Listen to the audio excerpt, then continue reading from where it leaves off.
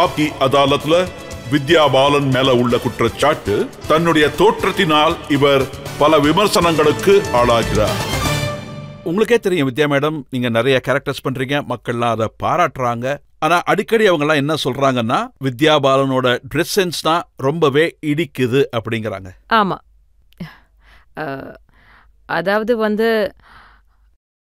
எனக்கு சந்தோஷம் என்னன்னா, இது வரைக்கும் நான் பண்ண கேரக்டர்ஸை வச்சு என்னை யாரும் கிரிட்டிசைஸ் பண்ணது கிடையாது.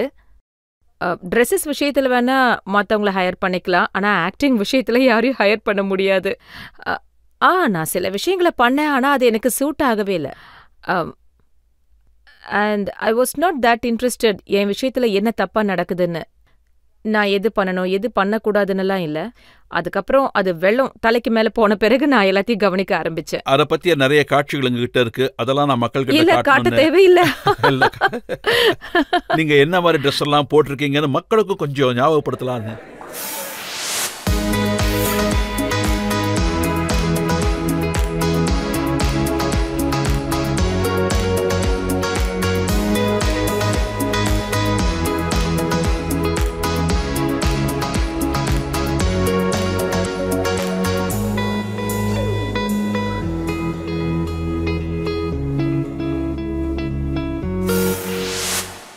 எங்கேயாவது இடிக்கிற மாதிரி இருக்கு?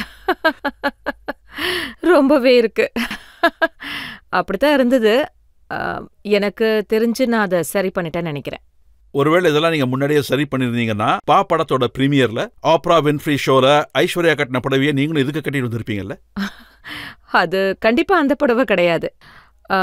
முதல்ல நான் ஆப்ரா வின்ஃப்ரி ஷோ பார்த்தது கிடையாது.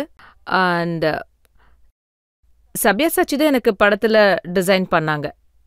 ஸோ நான் அவங்க கிட்ட தான் ஒரு புடவை வாங்கி, ப்ரீமியருக்கு 2-3 ஆப்ஷன்ஸ் இருந்தது. ஐ செலக்டட் அந்த சாரி, எனக்கு பிடிச்சது, அதனால அதை கட்டிட்டு போனேன். அது எனக்கு நல்லா இருந்துச்சு. என்கிட்ட ஒரு போட்டோ இருக்கு, அது அவங்க கட்டின புடவை மாதிரியே நீங்களும் கட்டியிருக்கீங்க. இல்ல, பார்டர் வேறையா இருக்கே, கொஞ்சம் தான் டிஃபரன்ஸ். பிளவுஸ் கூட வேறதான், ஆனா பேசிக் டிசைன் சேம் தான். சப்யாசாச்சி தான் அந்த 2 புடவையும் கொடுத்திருக்காங்க. ஐ திங்க் அதனால பிரச்சனை வந்தா ஃபேஷன் டிசைனர் மேல போடுறீங்களா? இல்ல, கண்டிப்பா இல்ல. 2 புடவையும் டிசைன் பண்ணது சப்யாசாச்சி தான். எனக்கு அவங்க டிசைன்ஸ் ரொம்பவே பிடிக்கும். சொல்ல போனா அவங்க டிசைன் பண்ணதை தான் நான் யூஸ் பண்ண ஆரம்பிச்சிருக்கேன். அவங்க ரொம்ப அற்புதமான டிசைனர். நான் அவங்கள தப்பாலாம் எதுவும் சொல்லல. ஆனா இந்த விஷயம் எதுவும் எனக்கு தெரியாது. இதே டைப்ல சிமிலர் சாரி அவங்க கட்டியிருந்தாங்கன்னு தெரியாது. இன்னொரு விஷயம் என்னன்னா, there is a difference. ஒருவேளை இந்த மாதிரி விஷயத்தை சொல்லும்போது உங்களோட குறைகள் எல்லாத்தையுமே சரி பண்ணிக்கிட்டதா நினைக்கிறீங்களா? ஆமா, அத நான் ஒத்துக்கிறேன், கண்டிப்பா ஒத்துக்கிறேன். இப்ப மக்கள் அதை ஒத்துக்கிறாங்களா இல்லையான்னு அவங்க கிட்டயே கேட்டுருவோம். ஓகே மேம், நாங்க எல்லாருமே பார்த்திருக்கோம் உங்க கரியரோட ஸ்டார்டிங்ல நீங்க ரொம்ப சிம்பிளான நேர்மையான ரோல் பண்ணிருக்கீங்க. அதுக்கப்புறம் ஹே பேபி, குரு, இந்த மாதிரி இந்த சினிமா உலகத்துல நீங்க நிலைச்சு நிக்கிறதுக்காக ஒரு ஆக்ட்ரஸுக்கு வேற வழி இல்லாம இந்த மாதிரி ரோல்ஸ் பண்ணிதான் ஆகணுமா? இல்ல, I don't think it was about the clothes at all. I think ஒரு ஆக்டருக்கு ஒவ்வொரு தடவையும் டிஃப்ரெண்டா ஏதாவது பண்றது சேலஞ்சிங்கா இருக்கும். And sometimes it works, sometime it doesn't work. So it's a certain Gamble. So ஒவ்வொரு முறையும் புதுசாக ஏதாவது செய்யணும்னு நான் முயற்சி பண்ணிக்கிட்டே இருக்கேன். சில நேரம் கிளிக் ஆயிடும், சில நேரம் சொதப்பிடும்.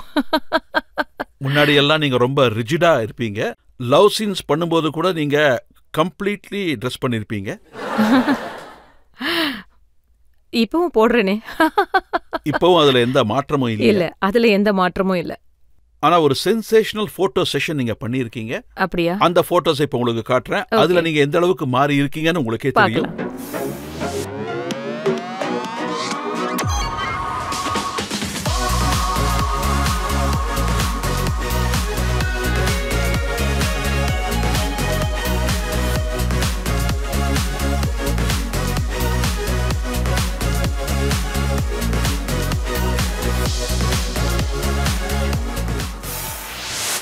மக்கள் ரொம்ப விரும்பின அந்த வித்யா பாலன் ஒரு ஹோம்லியான கேரக்டர் பண்ணவங்க. நம்ம ஆடியன்ஸ் கூட அதை பத்தி உங்ககிட்ட கேள்விகள் கேட்டாங்க.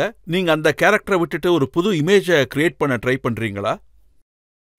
இல்ல, எனக்கு என்ன தோணுதுன்னா, ஒரு ஆக்டருக்கு லிமிட்டேஷன்ஸ் இருக்கக்கூடாது.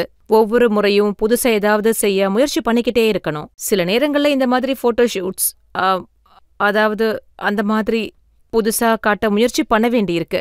ஆனா யார் கூட சேர்ந்து நீங்க ஒர்க் பண்றீங்கங்கிறது தான் முக்கியமான விஷயம். அதுல நீங்க சொன்ன நியூடிட்டி இருக்கக்கூடாது.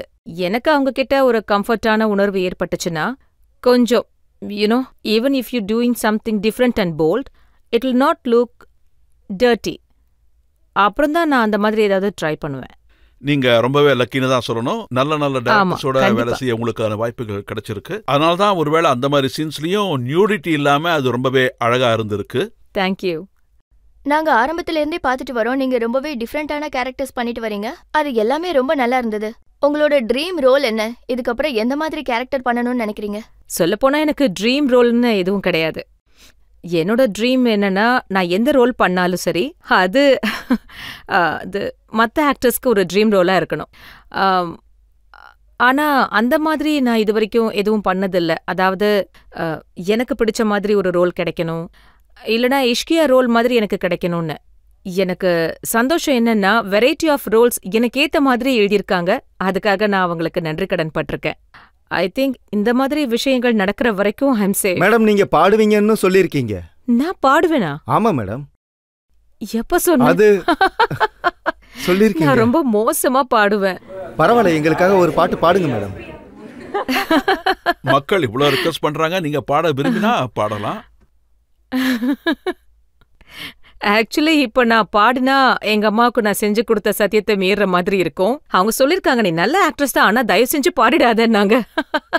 இவ்வளவு தூரம் கேக்குறதுனால ஒரு பாட்டு பாடுறேன். ஆனா நீங்க எல்லாரும் என் கூட சேர்ந்து பாடணும். पियू बोले पिया बोले क्या ये बोले जानी ना. இதையே இப்போ பெங்காலில பாடி காட்டுறேன். মনে যত কথা কথা যত মনে মনে হি রাখো পিয়া পিয়া ডাকে পিয়ু ডাকে. அவ்வளவுதான்.